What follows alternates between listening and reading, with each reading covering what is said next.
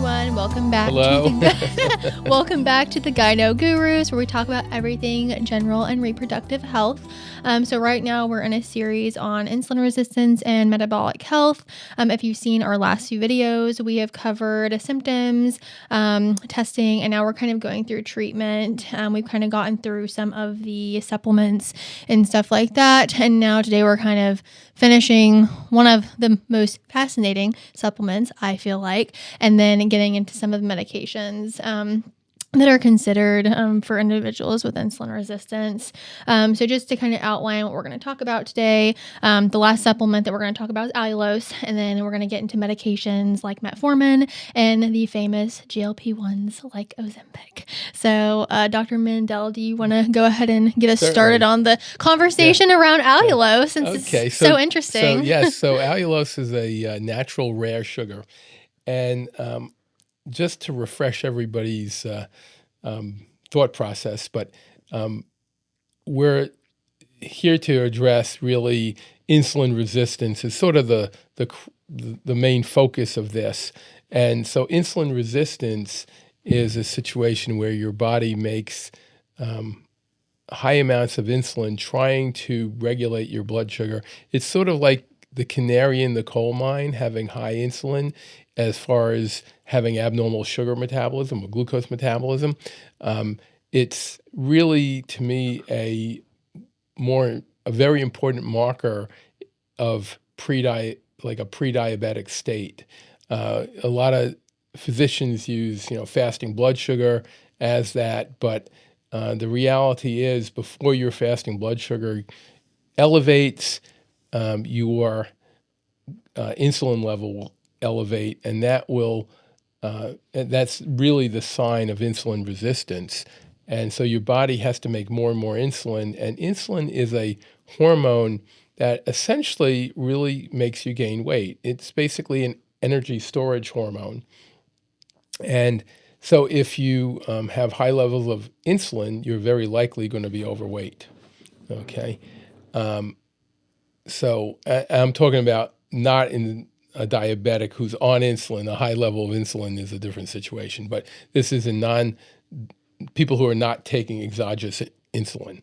Okay, so high levels of insulin make you gain weight, has all sorts of detrimental metabolic effects, which we went through previously. I'm not going to go through all that again. So allulose is a very interesting molecule. It's what we call an epimer of fructose, which fructose is one of the two components of table sugar.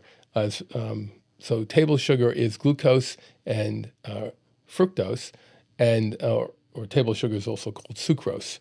Okay, so fructose metabolism plays a big role in this whole process of insulin resistance. And fructose is a sugar that leads to both energy storage and energy depletion.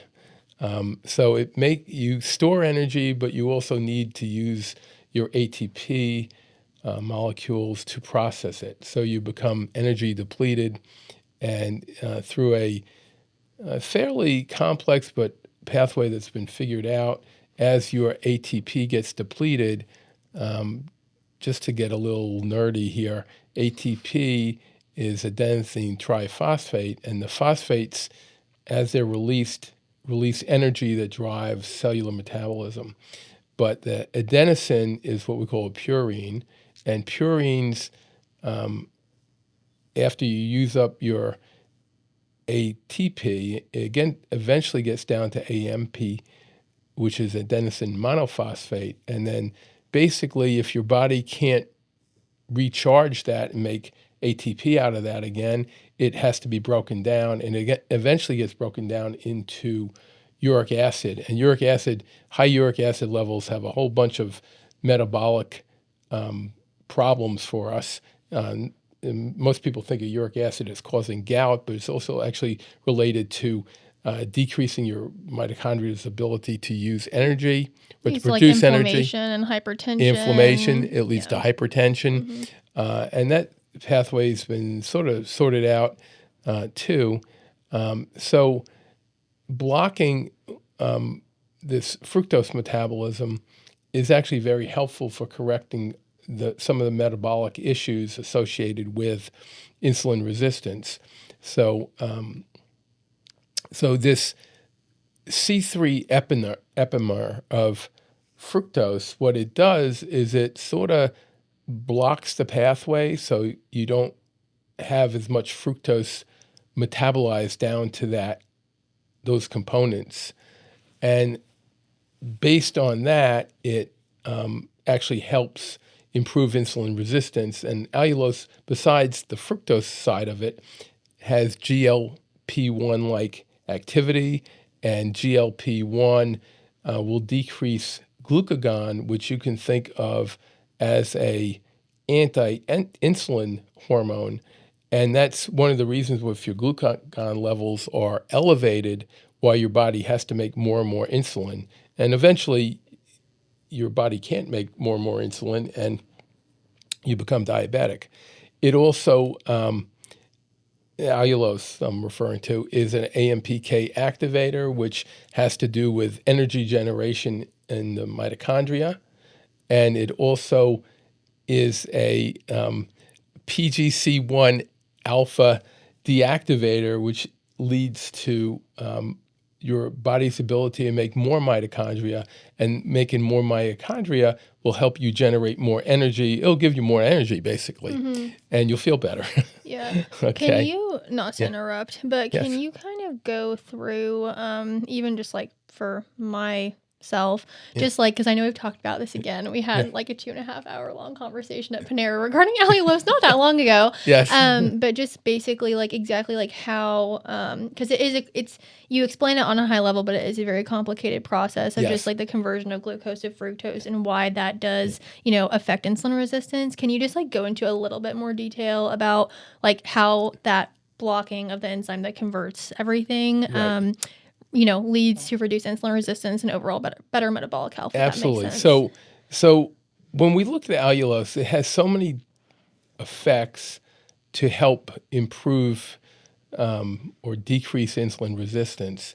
So one of the things that allulose does is it slows down gastric emptying. And when your food is processed in your body, the quicker it gets through the stomach and into the intestines, the more rapidly you absorb nutrients, including sugars and glucose in particular. And a rise in glucose will cause your body to respond by making insulin. And the quicker or the more rapid the rise in glucose, the more your body has to pump out more insulin. So you get a huge insulin spike. What happens is, when you have rapid gastric emptying, unless you're continuing to eat, the insulin will act to lower the glucose level. And then years ago, we used to call this reactive hypoglycemia.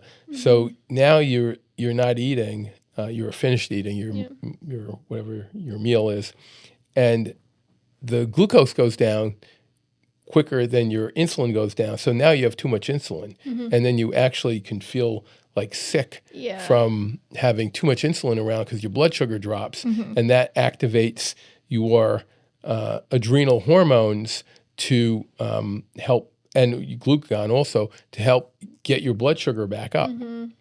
So, Yay, cortisol. Yep, cortisol, and also the adrenal corticoids, which is like adrenaline and noradrenaline. So, and now the adrenaline is what makes your heart race. Yeah. So all of these things are connected. Then, so allulose, by slow gastric emptying, will blunt the glucose spike, which will blunt the insulin spike after eating. After eating, by the way, medically is called postprandial. So that's just the medical term for after a meal. So you may hear us use the term postprandial. That's what it means. And then the other things that allulose does is it increases fatty acid oxidation, which basically means you're burning fat. So That's what you want, or most people want who are overweight. They want to kind of burn fat. And as I spoke to before, it decreases uric acid levels, which if you've ever had gout, will definitely be a benefit. But even if you don't have gout, high uric acid levels have been shown to increase inflammation and damage to your body. So it's a good thing to lower your uric acid levels. And I'll tell you, of my own personal experiment, I do have gout. I do eat a healthy diet, and in spite of eating a healthy diet, my uric acid levels are elevated. I started a medicine called allopurinol, and even with allopurinol, even though it improved, it still was abnormal. And I started taking allulose, and I take 3/4 of a teaspoon of allulose with each meal. I usually mix it in some cup of tea or something like that. You can sprinkle it on your food, but my last uric acid level was normal for the first time since I started measuring them. That's amazing. Yeah. So it really, all this in theory sounds great, but in practice it does work.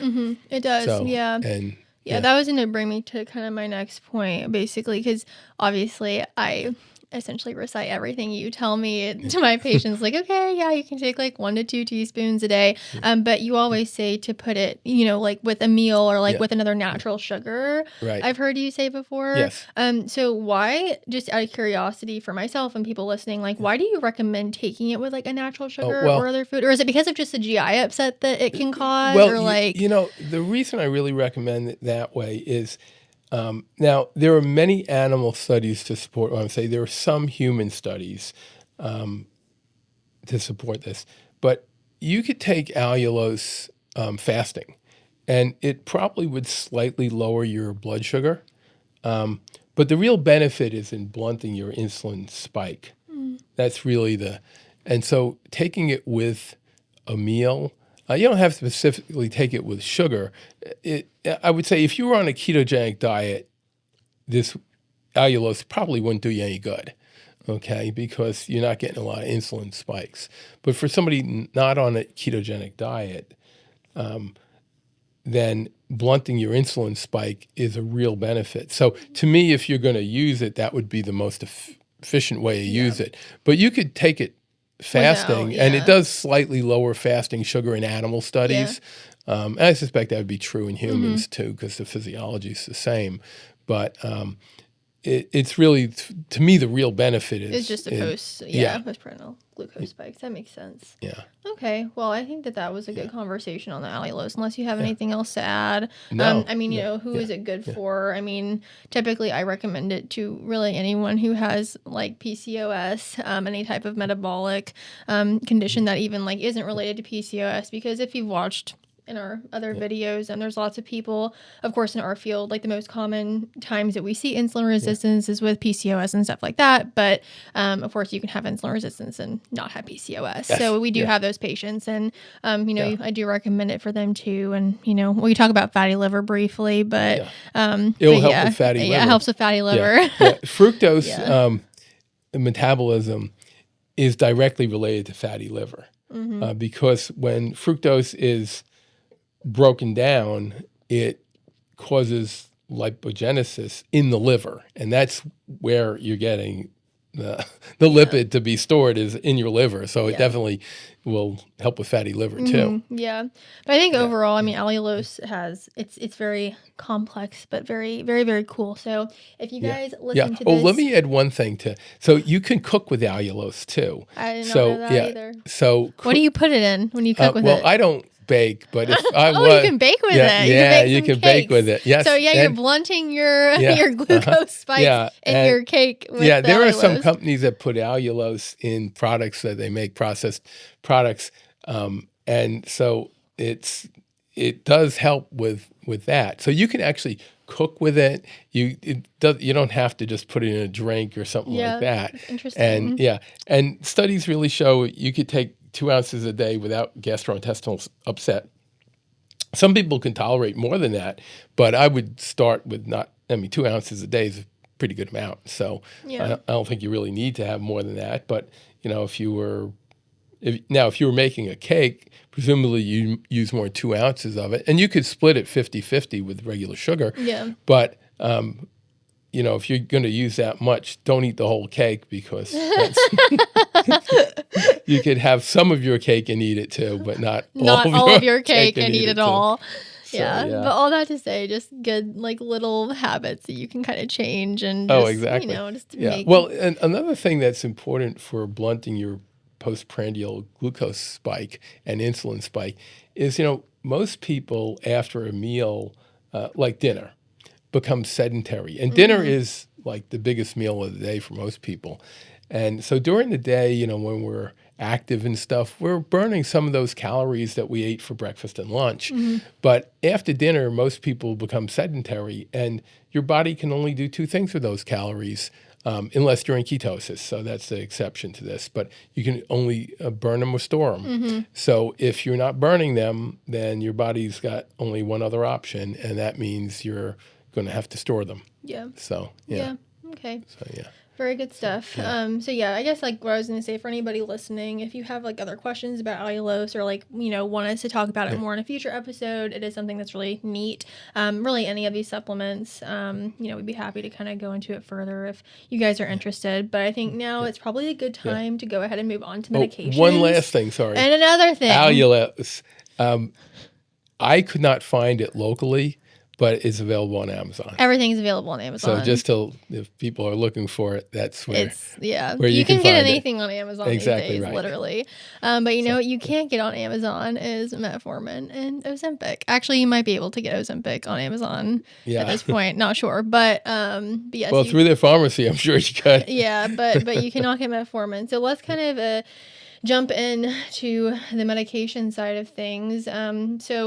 With Metformin, which is what we're going to start with, Okay. I think it's something that I put on our list here today, basically, what is it? But then I personally get a lot of questions in clinic of well, why doesn't this help me lose weight like a GLP-1? So it is a really good question. Yes. That because you kind of see these drugs marketed as diabetes medications, and it's well, why does this make me lose a bunch of weight? But then the Metformin really just modest weight loss, if any. Yeah, very little, maybe a kilogram. I think it was 2 to 4 kilograms or something like that. Something like that. Not a whole lot of weight loss. Yeah. With it. Yeah. Although it does help metabolically. Yeah, metabolically, yes. Yeah. But of course, a lot of the desire, of course, from going on these is definitely the weight loss is always a plus. Yes. So kind of going back to how it works, and high level from kind of my understanding of things is that it works quite similarly to berberine, actually. So, basically just by increasing insulin sensitivity, but it doesn't actually decrease your hunger and all of that. So maybe modestly, but that's why you don't lose weight like you do with a GLP-1. Right. But yeah, just hoping you could go into more detail with how it works and kind of the differences between metformin and a GLP-1 and why they're not the same. Well, metformin is really, it does help lower your sugar levels. The mechanism is not fully figured out how metformin works. There's a bunch of different theories. Yeah, it seems to be an AMPK activator. Well, yeah, because the berberine is as well. Yeah. And it does seem to do that, but it can actually deplete mitochondrial energy, paradoxically. So by doing that, it stimulates more mitochondrial activity. So the exact mechanism of metformin is not completely clear. It does clearly lower glucose levels and is an insulin sensitizer. And one of the mechanisms that a lot of these things do is there are glucose transporters in the cell membranes, and so it very likely has some activity there. Yeah. You mean upregulation of the receptors? Yeah, like GLUT4, yeah. So there are different, GLUT stands for glucose transporters. So in your cell membrane, which is basically a combination of protein and lipid, okay, so you have protein on the outside and lipid on the inside, so it's kind of phospholipid center. In order to let things in and out, you need like a door, okay? And so these transporters it sort of opens the door to let glucose in.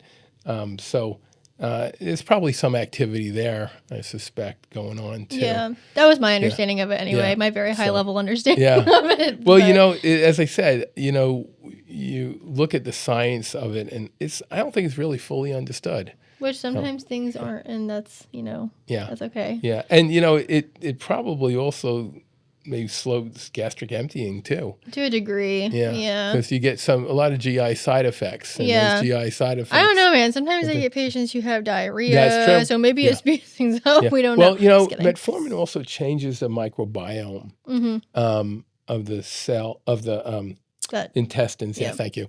And it encourages the growth of bacteria that promote fatty acid oxidation. Interesting. So that's one of the mechanisms that's thought to drive it. But it does work. It's like if you look at, like, say, hemoglobin A1C, which we spoke about on the last podcast or maybe the one before, it basically is a hemoglobin A1C, just to refresh everybody's memory, is when glucose binds to the hemoglobin molecule and it reflects the last 3 months of your glucose control, and that's because red cells just live around 3 months. So, you're getting new cells in every 3 months. Well, it's a continuum, but no cell is really going to be much older than 3 months. So they figure out how much it binds. So they typically use, if you're getting a level of 5.7 or higher, it's like to like 6.5, it's like pre-diabetic, and 6.5 or higher is diabetes. Based on that, that's one way to define diabetes. Yeah. So. Yeah, well, I mean, I don't really think there's much more to really get into with the metformin. I think that it's a very old medicine. Yeah, it's been around many years. It's actually, which means it's very well studied, very safe. Yeah, it's extremely well studied. It's very safe. It also has natural origins. If I recall, it was derived from the French lilac or something like that. I honestly, you would know those weird facts. I would not know. I think that, and berberine is also a plant-based product. Interestingly enough. Yeah. So some of the bottles that it comes in, it has a plant on it.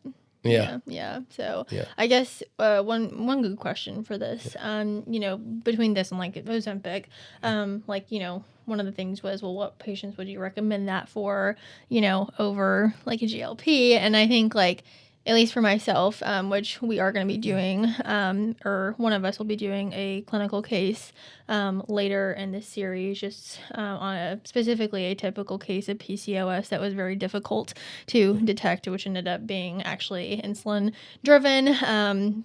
Alex did a fantastic job working the patient up. Yeah. Kudos to Alex. Good. Oh, thank you. Yeah. So in someone like that who does have, insulin resistant PCOS, metformin is so helpful with, especially if they're not on birth control, like restoring ovulation, restoring regular cycles. And of course, that's usually reserved for people who have more severe insulin resistance, because I know that we like to typically use supplements first, try to treat more holistically, more naturally if we can. But if there is, severe anovulation going on, and OGTTI, it was really, really abnormal, then sometimes medication is kind of the first choice, and then trying to titrate off from there. But yeah, I think that really, the majority of the people that I see, which I know you can't speak to, I can't speak to who you see, but I don't think I've met anyone yet who I would say like a GLP would be a better option for you. Because I think most of my patients are kind of in the supplement metformin range in terms of what's right for who, if that makes sense. But well, GLP would be a good approach for somebody who is like very overweight. Yeah. Where really weight loss would be not only correcting the insulin resistance, but really dropping their weight would be very beneficial. Like, one of the things about being overweight is if you look at fat cells, so there are two ways that you store energy in fat cells. You basically could make individual cells get bigger, or you can make more fat cells. Generally, what most people do. And there are some people who do it the other way, and they could be actually metabolically overweight and not have a metabolic issue. But when you start stuffing more and more stuff into that, more and more lipid into that fat cell, it's like if you had a closet and you kept just throwing stuff in it, and every time you opened the door, you'd be like kind of trying to push stuff back in. So you can kind of picture that. Well, that happens with these fatty acids. They start to actually leak through the membrane of the cells, and they set up inflammation. Oh yeah, which and then that's like you talk about like increased risk of cancer and all that stuff. A lot of that is due to the chronic inflammation. Absolutely true. Yeah, and so by losing weight, you can reduce some of that too. So it would be for somebody who really needed to lose weight, I think the GLP-1s are probably a better approach. Yeah. In addition to the hormone imbalances. If Yeah. you're just trying to correct the hormone imbalances, you can probably do it without the GLP-1s. Yeah, totally. I agree. So that would be a good patient for the GLP-1s. But the GLP-1s are a relatively new class of medicines, and it stands for glucagon-like peptide, and they're secreted by cells that line the intestines, and they're called incretin cells. They produce these substances that get secreted and then absorbed. So the GLP-1s they act to basically counteract glucagon. So basically, everything that glucagon does, they sort of tamp that down. And so glucagon stimulates, elevated sugars, which then lead to an elevated insulin level. And the elevated insulin level is really the problem because it's driving people to gain weight. Okay, so by inhibiting the anti-insulin effect of glucagon, you're able to have less insulin. That's really how this whole thing works, at least in a kind of a simplistic sense, which is better to think about because this stuff gets extremely complicated. And for most patients, it's not important, to sometimes go into those really minute details, but having an understanding of what it's doing, the basic understanding is a good thing. Knowledge does empower people.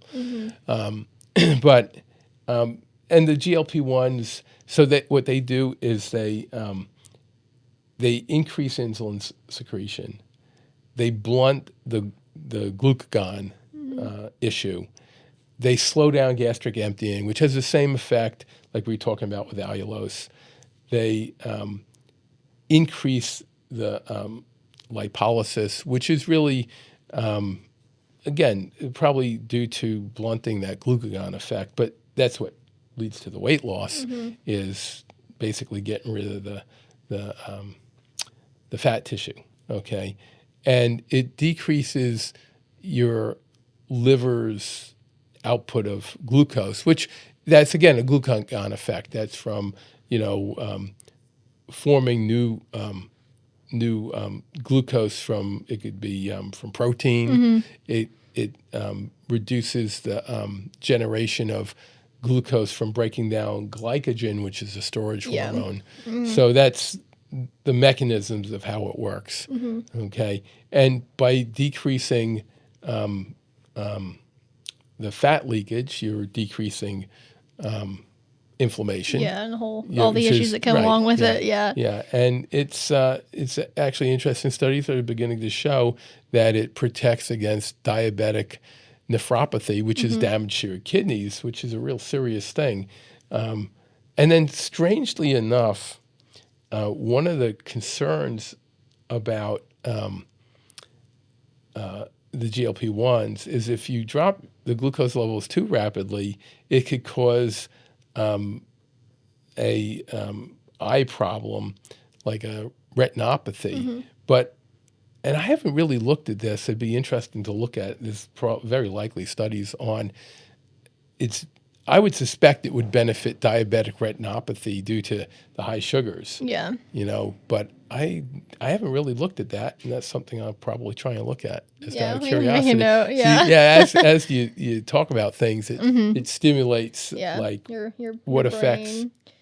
But it's interesting because I do feel like there are like very strong opinions regarding the GLP-1s. And whenever I was a student with you last semester, I remember you weren't like super keen on them at the time. But of course, we evolve and change our opinions on things. But do you feel like, because I would know what my answer to this is, do you feel like the benefits outweigh the potential risks of the GLP-1s on the certain people On certain people, yes. I do. The problem is that GLP-1s, like a lot of things in medicine, are very trendy now, and they're probably being overused. Now, I don't know this as a fact, and maybe I'm going to turn out to be totally wrong, but I've been around for a long time, and I see so many medicines get to be used, and then suddenly, after a number of years, all these adverse effects and problems start to manifest. And so I'm a little more cautious because I've been down this kind of path before, and sort of a rule we like to speak about in medicine is do no harm. That's the first thing. Try and help your patients, but don't harm them. So the GLP-1s, one of the long-term effects of them is as you're in a negative energy metabolism, you're going to wind up losing muscle mass. Yeah. And studies on GLP-1s show that when people get off of them, they regain their weight. And therein lies the problem, is that losing muscle is the place in your body where you dispose of calories.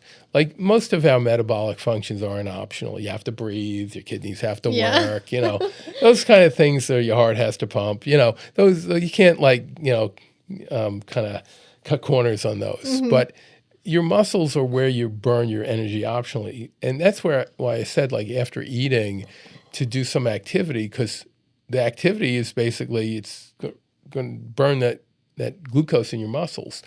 So when you lose muscle, now you might be losing weight and you'll lose some fat, you'll lose some muscle. But then if you stop the GLP-1s, and studies do show this, when you stop them, many people gain their weight back, unfortunately. And there is the crux of the matter, is that if that happens, then you'll gain your weight back, but you'll have more body fat than you did before.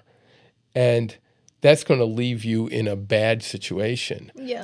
And just as a little aside, as people age, because we take care of not only young reproductive age women, but we also take care of, older women, and this would apply for men too.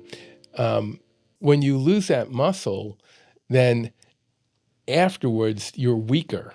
And we call that sarcopenia. And when you see that old, frail person, what is fragility? Fragility is that you lose so much muscle that you can't take care of yourself.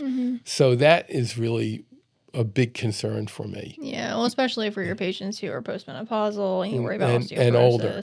And there is some evidence that GLP-1s might protect against dementia, which is a good thing.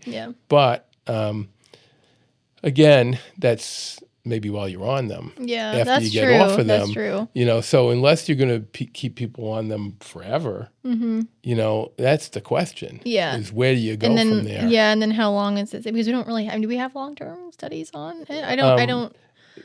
Maybe in diabetics, and diabetics are a different. That's a different ball game, though. Yeah, it's a that's a completely different ball game. Yeah, because even with just IR, which is insulin resistance, because even just using it for that or weight loss, it's definitely it's not the same. Well, it's not cut from the same cloth, people say. Yeah, exactly right. That's why I think taking the natural approaches are probably better for insulin resistance if you can if you can solve the problem with Sure, them. sure. And that the patients have to be motivated too, and they have to understand the long-term ramifications. The quick fix of a GLP-1 might not serve them well in the long run. Yeah. And I think, Yeah. it's important to just recognize that, like, there is a time and place for all of it. And it's like, informed decision making. And it's like, if Yeah. somebody really desires it, then it's like, of course, like, you Yeah. can go down that path. But Yeah. just actually having informed consent, I think, is sometimes what we miss with those things, especially like you said, whenever things do get very popular. It's like you see the bright, shiny, like, results of these things. But it's like, has anyone actually talked to you about, like, what could happen,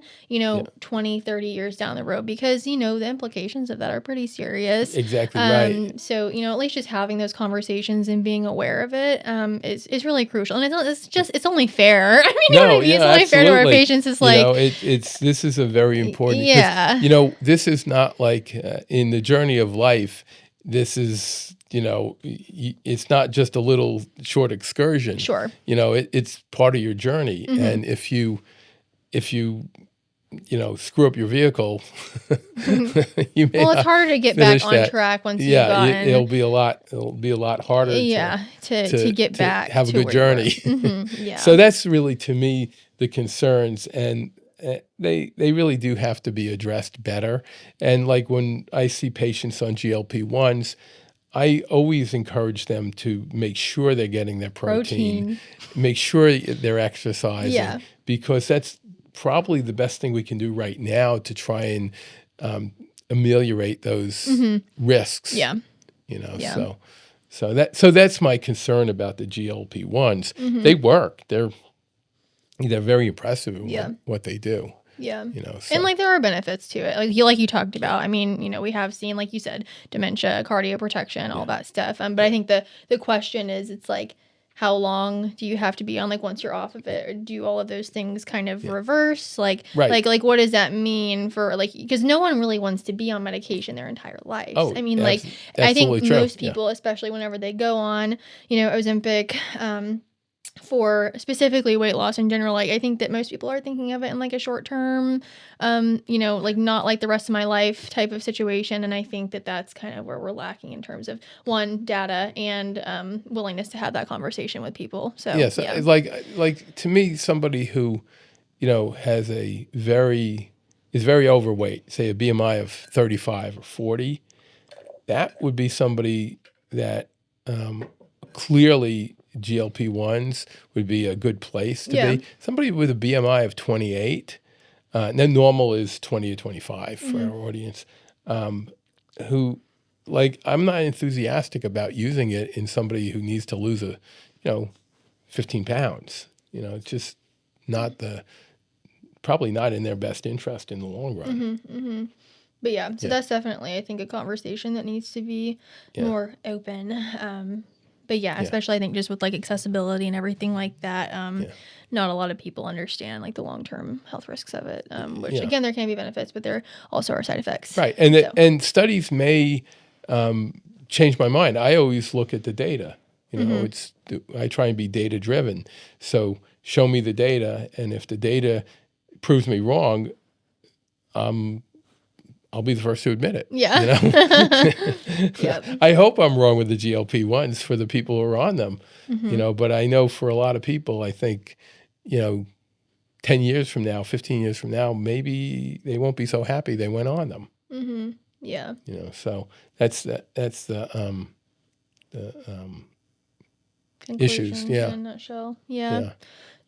Well, I think that was really good conversation. I kind of, how do we want to wrap it up? I guess like the main points of the episode. Number one, we didn't do our disclaimer beforehand. This is not medical advice. If you have questions or would like to start one of these, please talk to your doctor or healthcare provider.